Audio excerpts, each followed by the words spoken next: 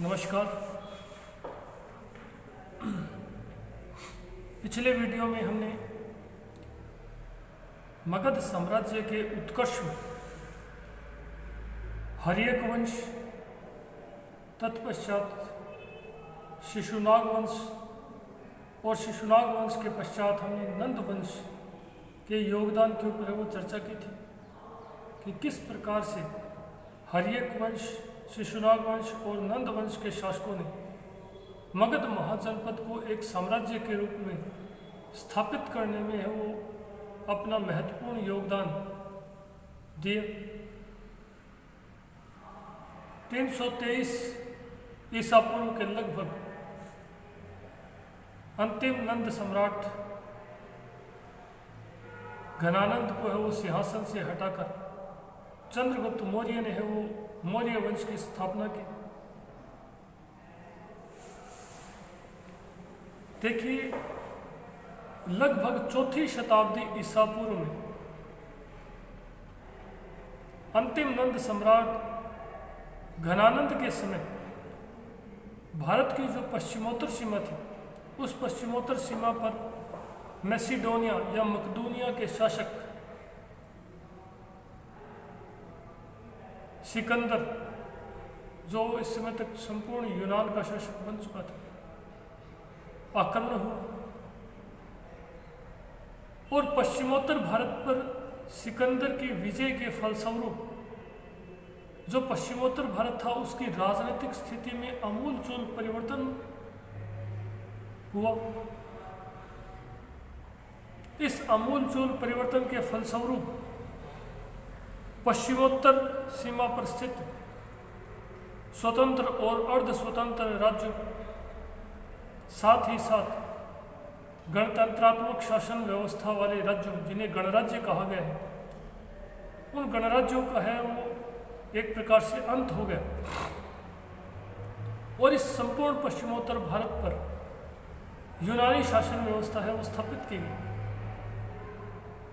परंतु 323 ईसा पूर्व में सिकंदर की बेबीलोनिया में मृत्यु के साथ ही पश्चिमोत्तर भारत में पुनः अराजकता और अव्यवस्था उत्पन्न हो गई। इस अराजक और अव्यवस्थित स्थिति ने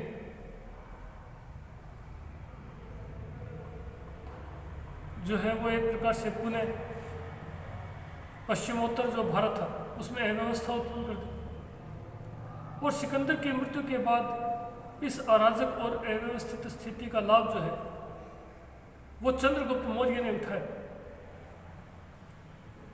चंद्रगुप्त मौर्य ने इन अराजकतापूर्ण और विघटनकारी स्थिति का लाभ उठाकर सर्वप्रथम पश्चिमोत्तर भारत पर और तत्पश्चात मगध सहित संपूर्ण उत्तर भारत पर के विशाल भूभाग पर वो अधिकार करके मौर्य वंश की है स्थापना की और अपनी शक्तिशाली सेना की सहायता से उसने है वो एक भारत के लंबे चौड़े क्षेत्र पर अधिकार कर अपनी सत्ता स्थापित की और भारत को सर्वप्रथम राजनीतिक एकता के सूत्र में बांधने का प्रयास किया, जिसमें वह पूर्णतः सफल रहा। यही कारण है कि मौर्य साम्राज्य को भारतीय इतिहास में प्रथम व अंतिम, या ऐसा कहें कि एकमात्र सर्वाधिक विस्तृत साम्राज्य के रूप में स्वीकार किया गया है, जिसकी सीमाएं पश्चिमोत्तर में हिंदू कुश पर्वत श्रृंखला से लेकर दक्षिण में आधुनिक कर्नाटक तक, पश्चिम में मकरान तट से लेकर पूर्व में है वो बांग्लादेश तक विस्तृत थी,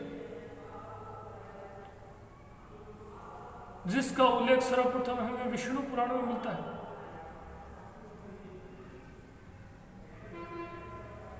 पुराणों में उल्लेखित इस भारत की इस वैज्ञानिक सीमा को सर्वप्रथम है वो प्राप्त करने का जो प्रयास किया वो चंद्रगुप्त मौर्य ही था। चंद्रगुप्त मौर्य को ही सही अर्थों में भारत का प्रथम ऐतिहासिक सम्राट स्वीकार किया गया है। और इसकी ऐतिहासिकता से संबंधित जो साक्ष्य हैं वो न केवल ब्राह्मण ग्रंथों में बल्कि जैन और बौद्ध साहित्य के साथ साथ यूनानी ग्रंथों में भी चंद्रगुप्त मौर्य की है वो ऐतिहासिकता का स्पष्ट उल्लेख और विवरण जो है या ऐसा कहे तो साक्ष्य है वो प्राप्त होते हैं।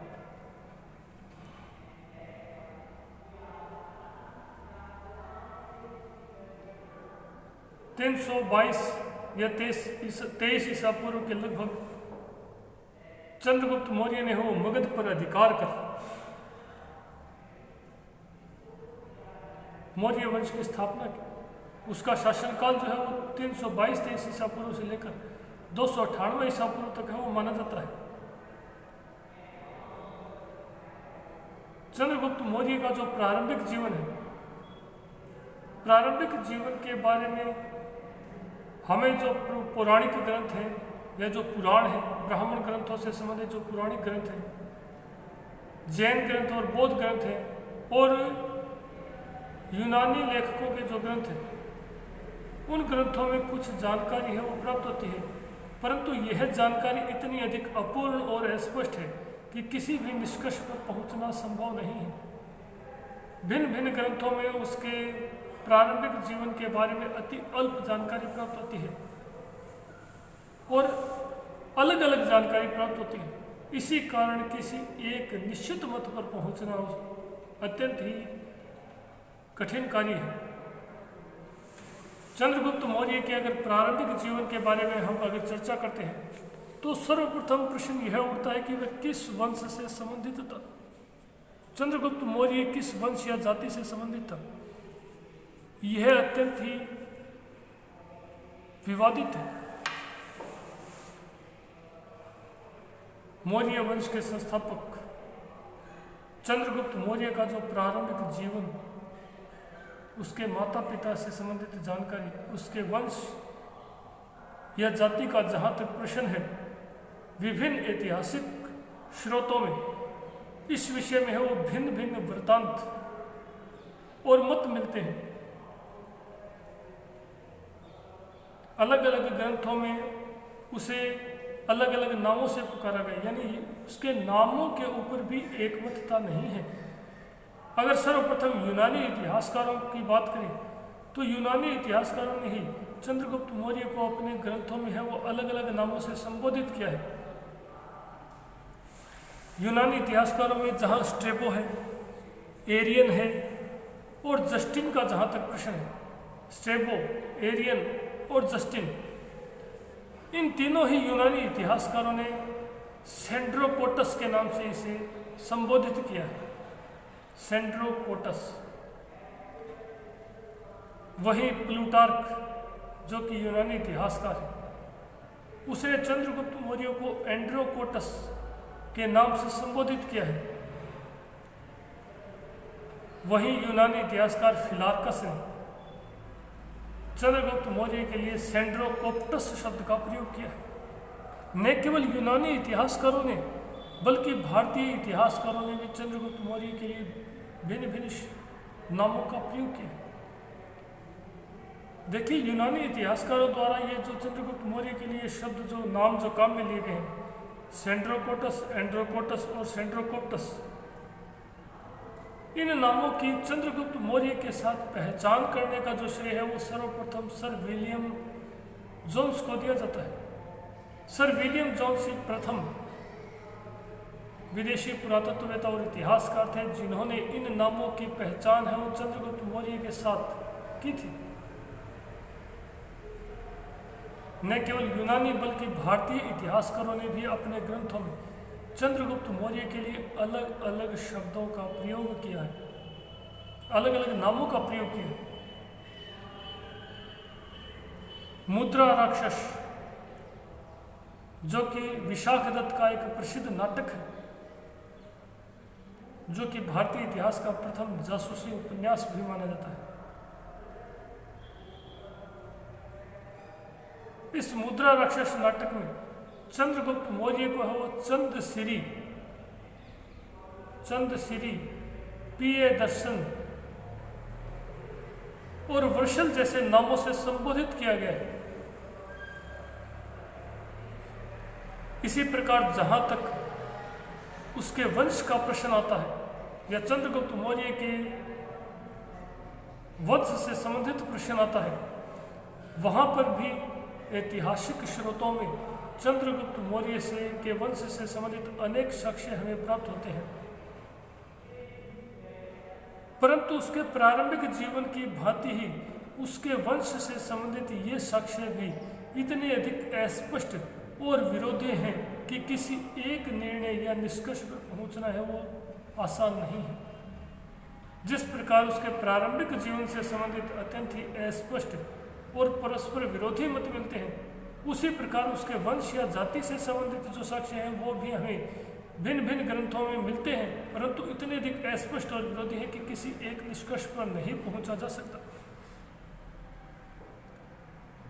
उन मतों और साक्ष्यों के आधार पर मोटे तौर पर जो है दो बातें निकलकर उसके वंश या जाति के संबंध में दो मत है वो एक प्रकार से सामने आते हैं। पहला मत तो ये कि वह क्षुद्र या निम्न कुल का था, दूसरा मत यह था कि वह क्षत्रिय थे। देखिए, जहां तक ब्राह्मण ग्रंथों का प्रश्न है, ब्राह्मण ग्रंथों में चंद्रगुप्त मौर्य को निम्न कुल का या क्षुद्र माना गया, अर्थात वह प्रथम मत का समर्थन करता है। जबकि जो जैन और बौद्ध साहित्य है, उस जैन और बौद्ध साहित्य में मौर्य शासकों को और चंद्रगुप्त मौर्य को क्षत्रिय के रूप में स्वीकार किया गया है। देखिए, ब्राह्मण ग्रंथों में जहां तक पुराणों का प्रश्न है, पुराणों में कहीं पर भी मौर्यों को क्षुद्र नहीं कहा गया है। यद्यपि इन पुराणों में या पौराणिक ग्रंथों में नंदों को अवश्य क्षुद्र बताया गया है, परंतु और यहीं पर इन पुराणों में यह भी बताया गया कि शिशुनाग वंश के बाद जो भी शासक बनेंगे वो क्षुद्र या निम्न वंश के होंगे। इस आधार पर मौर्यों को है वो क्षुद्र घोषित करना है वो कतई उचित नहीं ठहरा जा सकता। यद्यपि नंद वंश के जो शासक थे वो अवश्य क्षुद्र थे, निम्न कुल से थे, परंतु केवल पुराणों की है वो इस कथन के आधार पर मौर्यों को है वो क्षुद्र ठहराया जाना है वो कतई उचित नहीं है, क्योंकि पुराणों में कहीं पर भी स्पष्टतः मौर्यों को है वो क्षुद्र या निम्न कुलीय नहीं कहा गया है। यद्यपि विष्णु पुराण पर टीका लिखने वाले जो श्रीधर स्वामी हैं, उन श्रीधर स्वामी ने चंद्रगुप्त मौर्य को नंद की उपपत्नी मूरा का पुत्र बताया है और यह मत व्यक्त किया है कि मूरा से उत्पन्न होने के कारण ही वह मौर्य कहलाया। परंतु सबसे बड़ी बात यह है कि श्रीधर स्वामी ने विष्णु पुराण के ऊपर टीका लिखी है, लेकिन विष्णु पुराण में कहीं पर भी इस प्रकार का उल्लेख नहीं है। तो फिर श्रीधर स्वामी ने, देखिए, विष्णु पुराण ग्रंथ टीका होती है एक प्रकार से व्याख्या करना, उसी ग्रंथ में जो स्रोत है उन स्रोतों की एक प्रकार से व्याख्या करना। तो श्रीधर स्वामी ने विष्णु पुराण की टीका लिखी और उन्होंने उस टीका में यह बताया है कि जो चंद्रगुप्त मौर्य है वो नंद की उपपत्नी मूरा का पुत्र था, इसी कारण वह मौर्य कहलाया। परंतु मूल ग्रंथ विष्णु पुराण में यह कहीं पर भी उल्लेखित नहीं है। अतः ऐसी स्थिति में इसे लेखक की या जो टीकाकार है उसकी एक कोरी कल्पना कहा जा सकता है। इसी प्रकार चंद्रगुप्त मौर्य को क्षुद्र बताने वाला जो एक अन्य प्रमुख ग्रंथ है वो है मुद्रा राक्षस, जिसका लेखक विशाखदत्त है। विशाखदत्त के इस नाटक मुद्रा राक्षस से यह जानकारी प्राप्त होती है कि चंद्रगुप्त मौर्य जो है वो नंद सम्राट का एक अवैध पुत्र था, जो उसकी किसी निम्न वंशीय पत्नी का पुत्र था। मुद्रा राक्षस में चंद्रगुप्त के लिए वृषल शब्द का प्रयोग भी किया गया है, जिसकी व्याख्या आधुनिक इतिहासकार एक प्रकार से क्षुद्र या निम्न कुल के रूप में करते हैं। अर्थात कुछ विद्वानों ने इस वृषल शब्द का अर्थ क्षुद्र है या निम्न कुलीय माना है, परंतु ऐसा नहीं है। महज इस शब्द के आधार पर चंद्रगुप्त मौर्य को वो क्षुद्र घोषित किया जाना कदापि उचित नहीं है। यह उसकी जन्मजात क्षुद्रता से संबंधित हो सकता है। मुद्रा राक्षस में चंद्रगुप्त मौर्य के लिए कुलहीन शब्द का प्रयोग किया गया है। इस शब्द को लेकर भी इतिहासकारों में वो अत्यधिक मतभेद है, परंतु अधिकांश इतिहासकारों का यह मानना है कि चंद्रगुप्त मौर्य क्षत्रिय राजवंश का राजकुमार था, परंतु और वह अपने जन्म के समय तक, यानी जिस समय उसका जन्म हुआ तब तक उसका वंश अपना राजत्व खो चुका था। संभवतः इसी कारण उसे निम्न कुल का कहा गया है। दूसरा मत यह है कि क्या वह क्षत्रिय था। देखिए, चंद्रगुप्त मौर्य क्षत्रिय था, इस संबंध में सभी जो बौद्ध ग्रंथ हैं उन बौद्ध ग्रंथों में स्पष्ट रूप से इस बात का प्रमाण मिलता है। जहाँ तक बौद्ध ग्रंथों का प्रश्न है, सभी बौद्ध ग्रंथ एक स्वर में मौर्यों को क्षत्रिय स्वीकार करते हैं। जैन ग्रंथों में भी, अनेक जैन ग्रंथों में भी चंद्रगुप्त मौर्य को क्षत्रिय स्वीकार किया गया है। सभी बौद्ध ग्रंथ चंद्रगुप्त मौर्य को है वो क्षत्रिय स्वीकार करते हैं। बौद्ध ग्रंथ महावंश के अनुसार वह मौर्य क्षत्रिय वंश में उत्पन्न होने के कारण ही मौर्य कहलाया था। महावंश की जो टीका है उससे ज्ञात होता है कि जो मौर्य है वो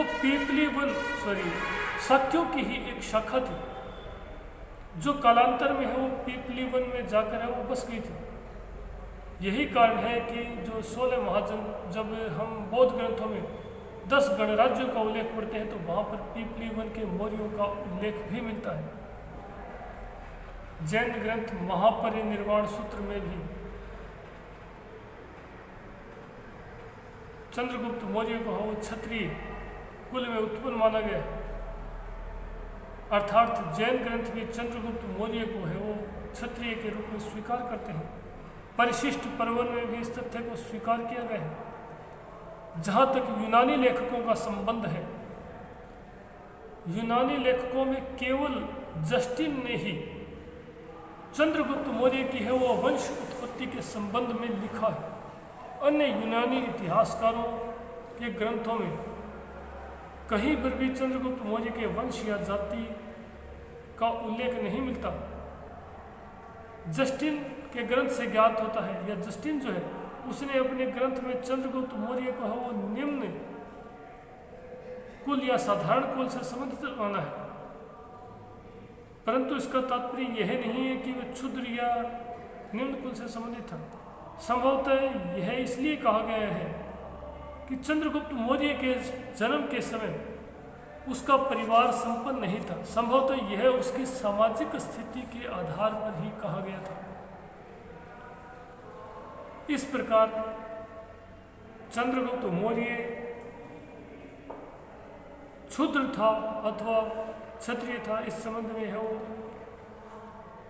अगर विश्लेषण करें तो जहाँ बौद्ध ग्रंथों में स्पष्ट और एक स्वर में चंद्रगुप्त मौर्य को क्षत्रिय स्वीकार किया गया है, वहीं ब्राह्मण ग्रंथों में चंद्रगुप्त मौर्य को के चंद्रगुप्त मौर्य के क्षुद्र या क्षत्रिय होने के संबंध में इतने अधिक विरोधी और स्पष्ट मत मिलते हैं कि उनके आधार पर कोई निष्कर्ष निकाला ही नहीं जा सकता।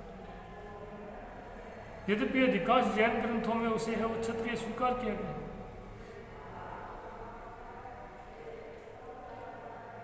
अगले वीडियो में हम चंद्रगुप्त मौर्य के प्रारंभिक जीवन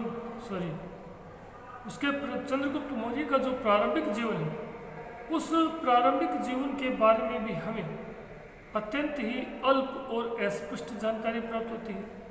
अनेक ब्राह्मण, जैन और बौद्ध ग्रंथों में चंद्रगुप्त मौर्य के है वो प्रारंभिक जीवन के बारे में है वो अत्यंत ही अस्पष्ट और विवादास्पद जानकारी मिलती है, और इन अस्पष्ट और परस्पर विरोधी मतों के कारण उसके प्रारंभिक जीवन के बारे में भी कोई स्पष्ट एक मत वाला किसी जो आधुनिक इतिहासकार है वो उसके प्रारंभिक जीवन के बारे में भी है वो एक मत नहीं है उन स्रोतों के आधार पर।